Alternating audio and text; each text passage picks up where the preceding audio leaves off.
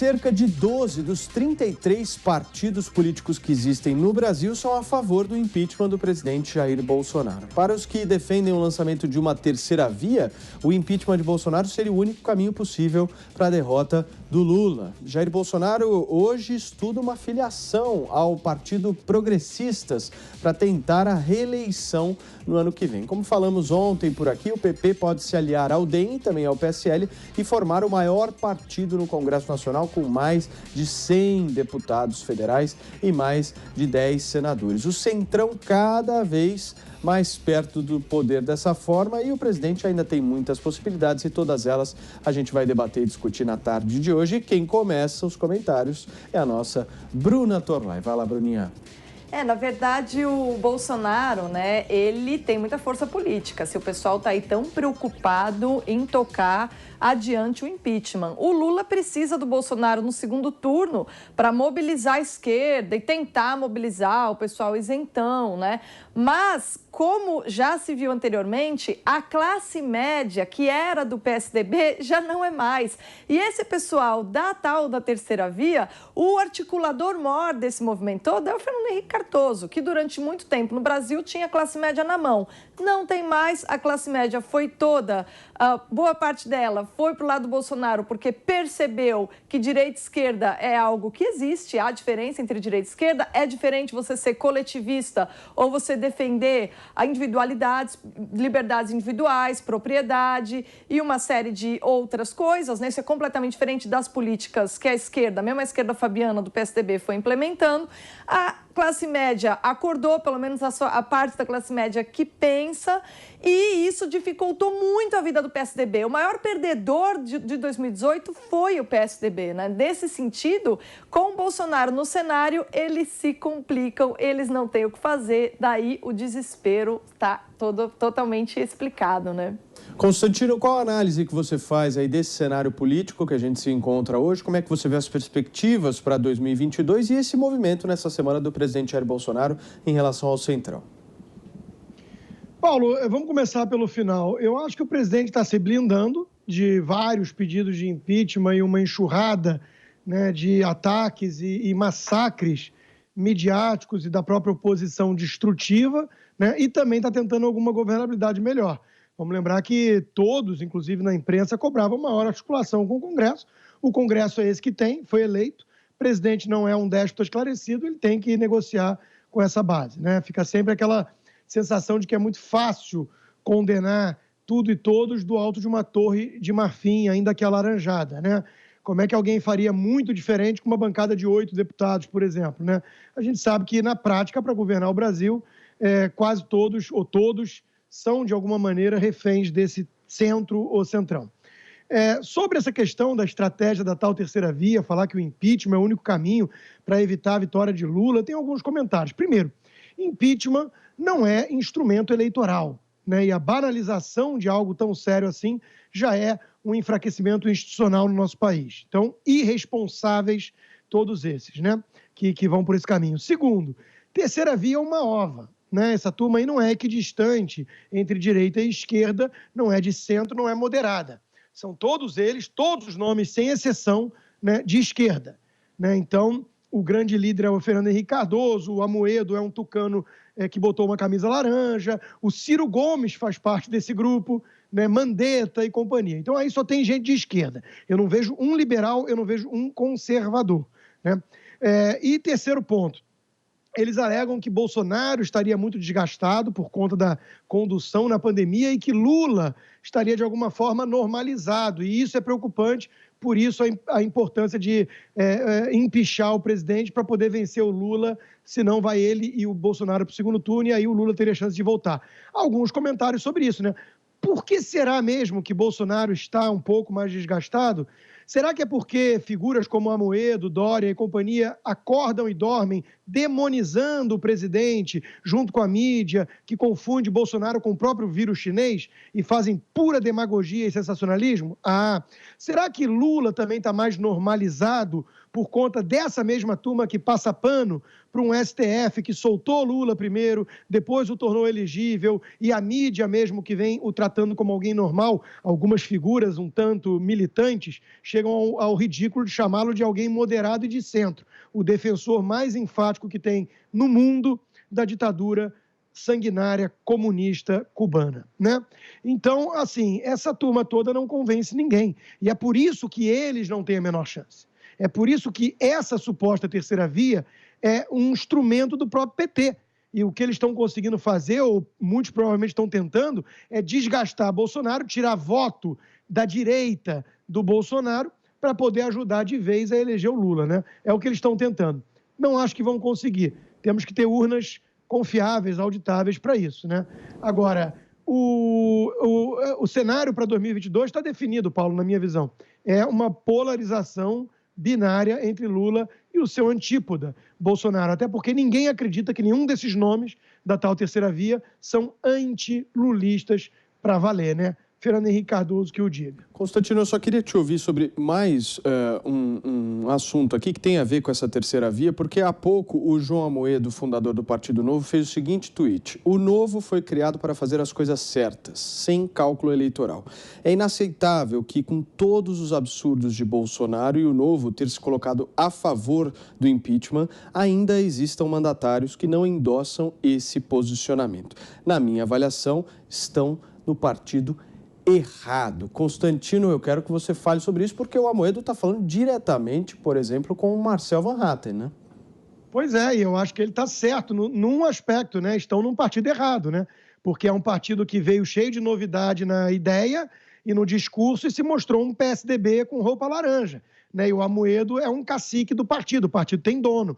E ele está usando para algum projeto pessoal ou para instrumento de alguma coisa essa demonização do governo Bolsonaro com um discurso demagógico à la PSOL, né? Que enxerga crime até no presidente não usar máscara na padaria, quer dizer, tem que sofrer impeachment por conta disso. O mesmo Amoedo que mandava o Congresso voltar a trabalhar e deixar o Temer em paz, né? O Temer do MDB.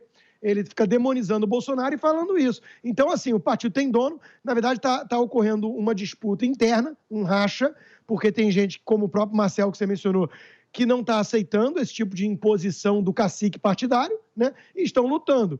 Eu acho que é uma luta meio que fadada à derrota, porque o partido parece ter dono mesmo e quem colocou dinheiro foi o Amoedo, né?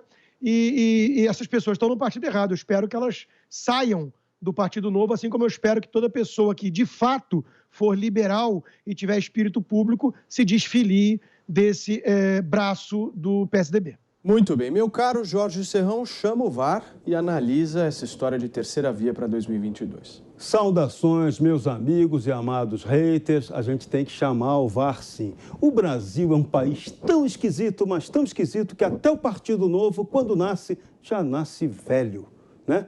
As velhas ideias políticas se incorporam facilmente à prática cartorial do partido, um partido que nasceu com aquela ideia de vamos ter um gerentão para cuidar dele, que seria o João Amoedo, mas virou igualzinho aos outros partidos. O chefão, o dono do cartório, querendo enquadrar os seus membros partidários. Triste isso. Agora, vamos falar do Centrão.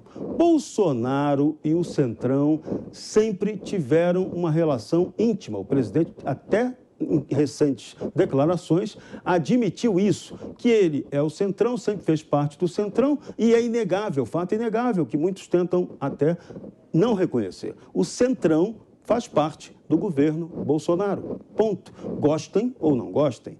Esse é o fato objetivo. Ele fez uma articulação política, ele começou tentando governar de maneira independente, durante 1 ano e meio teve a ilusão de que poderia agir independentemente do Congresso. Quase que aconteceu com ele o que aconteceu com Fernando Collor e com Dilma Rousseff. Ele levaria um impeachment fácil. Ele constatou, então, que teria que reforçar a base aliada. Agora, o que Bolsonaro está fazendo, ele não está se vendendo para o Centrão, porque o Centrão já faz parte do governo dele. O que ele está fazendo de verdade é enquadrar o Centrão. e enquadrar da maneira mais forte possível. Ó, vou colocar aqui o representante máximo, o pitbull, que manda, que articula de verdade o Centrão no Congresso, que é o Ciro Nogueira. Ele vai para a Casa Civil. Então, agora é o enquadramento total dessa base aliada. Ou ela vota com Bolsonaro, aprova reformas, facilita a vida do presidente, blinda ele em relação ao impeachment, de repente até consegue o apoio difícil para emplacar essa PEC 135 do voto da urna eletrônica imprimindo o voto impresso, e aí o Centrão passa a cumprir o seu papel, sim, de base governista, que até agora está devendo. Muitas reformas que o presidente Bolsonaro apresenta ao Congresso, elas ficam ali travadas, não acontecem ou não voltam, ou medidas provisórias caducam, enfim. Bolsonaro está dando uma enquadrada nesse Centrão e agora é aguardar se isso vai funcionar. Porque o Centrão obedece àquela lógica, aquela musiquinha, caneta azul, azul caneta, a que assina o D.O. tem mais força que o capeta. É isso que o Centrão canta, ele acredita nisso. O sangue do Centrão tem poder, não está para brincadeira. Então, já que ele tem poder, que se use o poder dele para fazer as coisas corretas acontecerem. E na próxima eleição, pelo amor de Deus, eleitorado, vamos eleger representantes de melhor qualidade, vamos eleger pessoas que tenham capacidade de mudança no Brasil. Só que a gente tem aquele problema, como o nosso modelo eleitoral é equivocado, a gente vai continuar elegendo, votando em vários deputados que vão ter peso, mas só na verdade, vão se eleger 27 parlamentares com voto próprio que a gente dá. O resto entra no esquema da soma de votos. E isso não é correto. Você acaba elegendo uma maioria em quem você não votou de verdade. Muito bem. Bruna Torlai, seu comentário. Olha, na verdade, o Constantino tem razão total quando ele interpreta o Amoedo aí como um cara, um braço do PSDB, não tenho a menor dúvida. Contudo, eu não sei não se esse pessoal da terceira via realmente quer mais ajudar o Lula do que se ajudar. Porque em São Paulo tem aí o Geraldo Alckmin voltando aí à tona, né, depois dos probleminhas que ele teve ali com o PSDB, para tentar o governo de novo. O PSDB só ficou com o governo de São Paulo. Ele não pode perder isso de jeito nenhum, senão o partido acaba.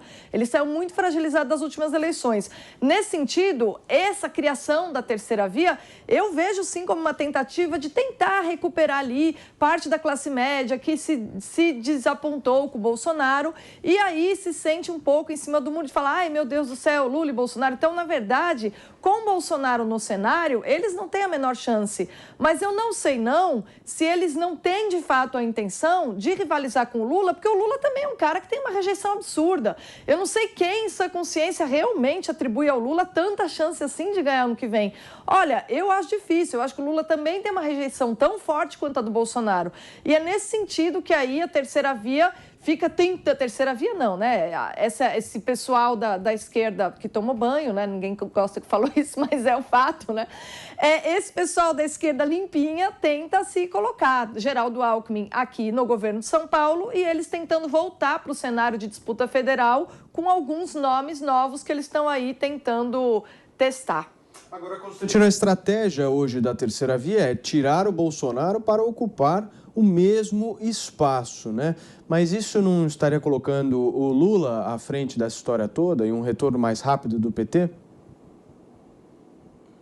Seu microfone, Constantino. Aí, perfeito. Por favor. Eu não discordo do que a Bruna disse, né? Porque eu talvez fui mal interpretado. Eu não quis dizer que a intenção deles é a volta do Lula. Eles querem o poder. Eles querem disputar com o Lula para voltar àquela época em que a direita no Brasil era a esquerda tucana, dos socialistas fabianos, né? Agora, o ponto é o seguinte, eles não conseguem isso, Paulo, na minha visão, justamente porque eles passaram a demonizar Bolsonaro de forma sensacionalista e demagógica. Não são críticas construtivas, não são críticas legítimas, a imensa maioria não é, né, pelo menos. E eles começaram a, de alguma maneira, suavizar o próprio Lula. Eles não convencem como o antípoda do Lula. Enquanto tiver o Lula nas eleições, né, não vai ser um chuchu, um picolé de chuchu que vai ter chance. As pessoas têm muito receio, muito medo, né, de o Brasil ir por um caminho da Argentina, da Venezuela ou até mesmo de Cuba. Então as pessoas não esquecem quem é o Lula, quem é o Zé Dirceu e quem é o PT, né, do Foro de São Paulo, pelo menos não as pessoas mais atentas.